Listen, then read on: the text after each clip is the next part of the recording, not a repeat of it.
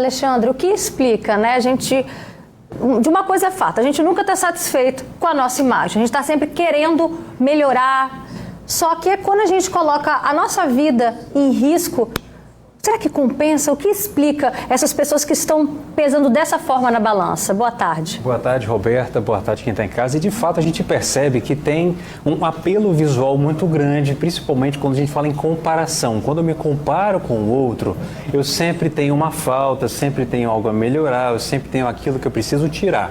Então, isso já começa a ser um problema nesse caso da comparação.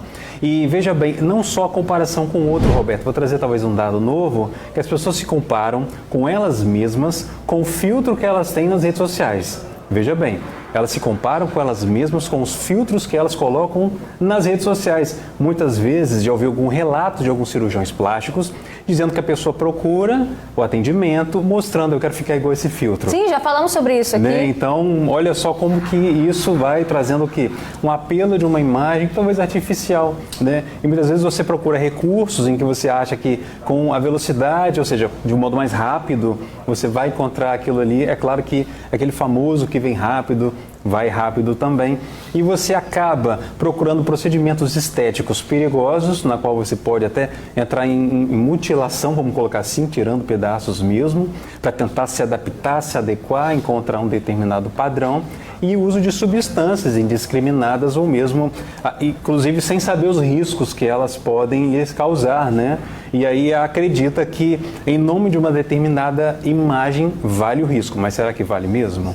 Agora, Alexandre, o Exódio trouxe uma fala interessante, que ele falou que na academia ele já tinha percebido que alguns colegas faziam esse uso, deu certo com eles, né? Deu certo com a maioria, vai dar certo para mim também. A gente percebe, né, o quanto isso tem um poder de influência na cabeça desses jovens. Influencia muito porque a gente fala em jovem, em geral o jovem anda em grupo, né? Não é uma vida tão solitária, ainda mais saindo ali da adolescência.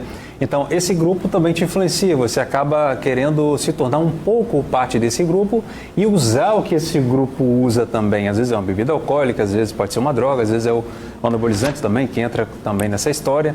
Então, a gente vê essa dimensão e também essa dimensão de uma exigência social.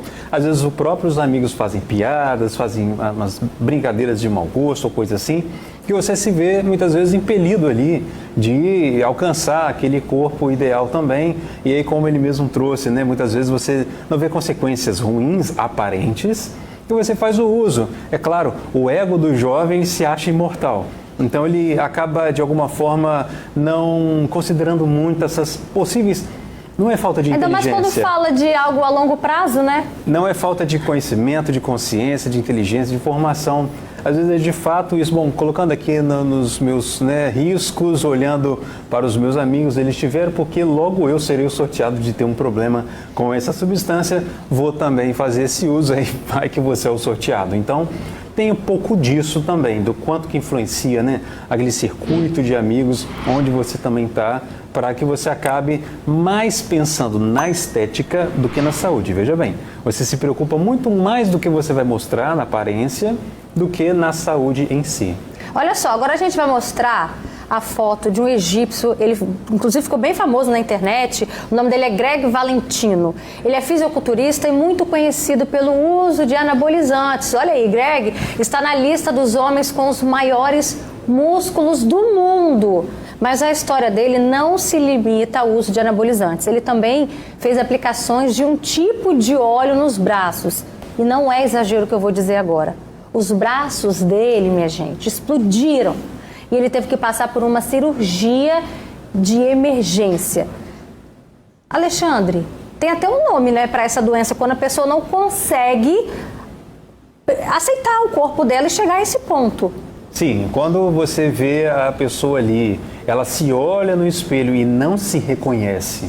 Ela se olha no espelho e vê sempre como insuficiente, tanto para mais quanto para menos, tá, Roberto? Então tem gente que nunca acha que está magro o suficiente, tem gente que acha que nunca está com volume muscular suficiente. Então, no caso quando você não se vê magro o suficiente, a gente chama de anorexia.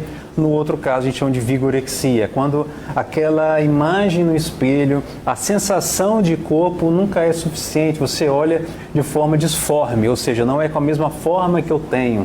né? Tem uma disformia da imagem. Então você começa ali a entrar num campo de um transtorno de fato e precisa de atenção. Ele mesmo falou, né, que quando ele fazia uso, alterava o humor.